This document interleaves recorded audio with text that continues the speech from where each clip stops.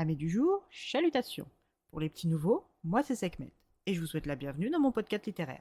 Dans mon émission, je vais tenter 3 fois par semaine de vous donner envie de découvrir des livres de tout poil, récents et moins récents. Alors, si ça vous tente, c'est par ici la suite. Aujourd'hui, je vais vous présenter Arpenter la nuit de Leila Motley, publié aux éditions Le Livre de Poche. Dans ce roman, nous allons partir aux États-Unis et plus précisément à Oakland City, dans le quartier pauvre de la ville. Kiara Johnson dit Kia et son frère Marcus dit Mars vivent dans une résidence vétuste du nom de Regal E depuis toujours. Il fut un temps, de plus en plus lointain maintenant, où frères et sœurs vivaient avec leurs 2 parents. Puis la vie s'est occupée de séparer tout ce petit monde. D'abord avec leur père, ancien membre des Black Panthers, qui s'est fait arrêter puis emprisonné pendant 3 ans. À sa sortie, il a traîné derrière lui des problèmes urinaires non soignés qui se sont révélés mortels en se transformant en cancer de la prostate de stade terminal. Marcus, alors adolescent à l'époque, s'est enfui avec son oncle Ty pour ne pas voir la descente aux enfers de son père, laissant cette difficile épreuve à la seule charge de sa mère et de sa cadette.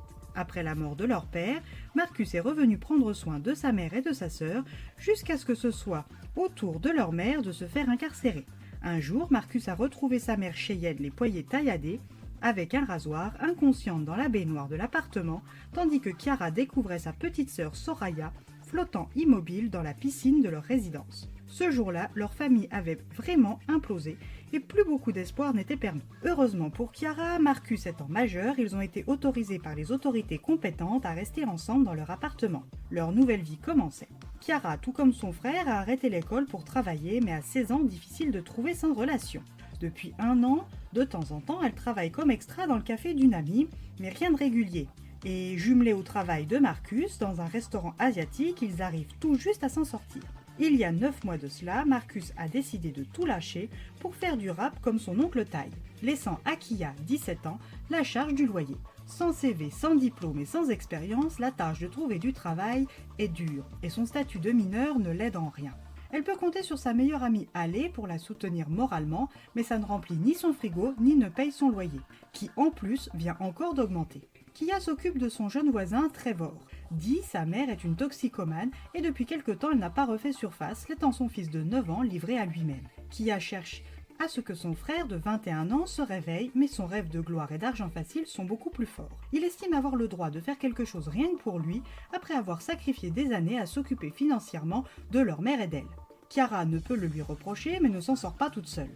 Un jour plus dur que les autres, après avoir essuyé que des refus, elle tente sa chance dans un bar à striptease. Le barman lui demande son nom, son numéro et son âge. Quand Kia lui dit n'avoir que 17 ans, il lui dit de revenir à ses 18. Elle est sur le point de partir quand Lacey, une ancienne bonne copine de Marcus, arrive.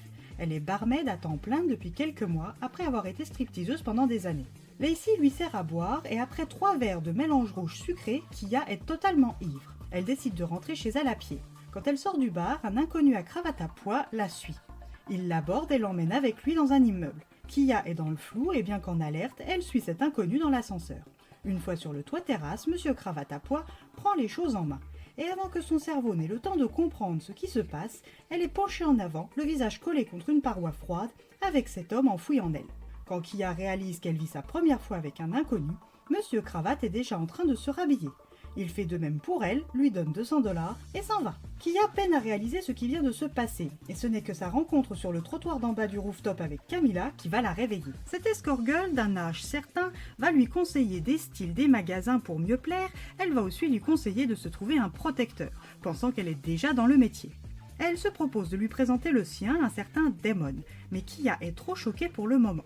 Une fois chez elle, elle réfléchit et la prostitution s'impose vite comme une, voire la solution à ses problèmes d'argent. Elle commence à tapiner, se fait quelques billets, mais un soir où elle se fait coincer par une patrouille de police un peu beaucoup véreuse, sa vie prend encore une toute autre direction.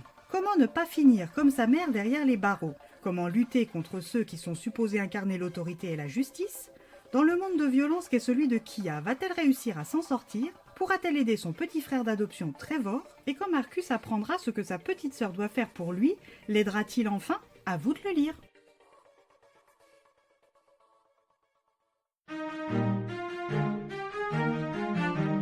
Un roman tellement dur et sans édulcorant. Une narration plutôt fluide, mais qui n'a cependant pas su me convaincre. Le sujet traité est certes d'actualité et dépeint du quotidien d'une population pauvre américaine, mais je n'ai pas eu d'empathie pour le duo Chiara-Marcus, alors que leur histoire mériterait toute ma sollicitude. Pour moi, ce livre c'est un tout petit flop. Et bien voilà, j'en ai fini pour aujourd'hui. J'espère que cet épisode vous aura plu et vous aura donné des nouvelles idées de lecture. Si vous souhaitez découvrir d'autres petits bonbons littéraires tout droit sortis de ma bibliothèque, je vous retrouve le jeudi 16 mai prochain pour un nouvel épisode. Et si d'ici là je vous manque de trop, vous connaissez le chemin sur Instagram, @leslecturesdeSekhmet. Sur ce, chalut les amis et à la prochaine!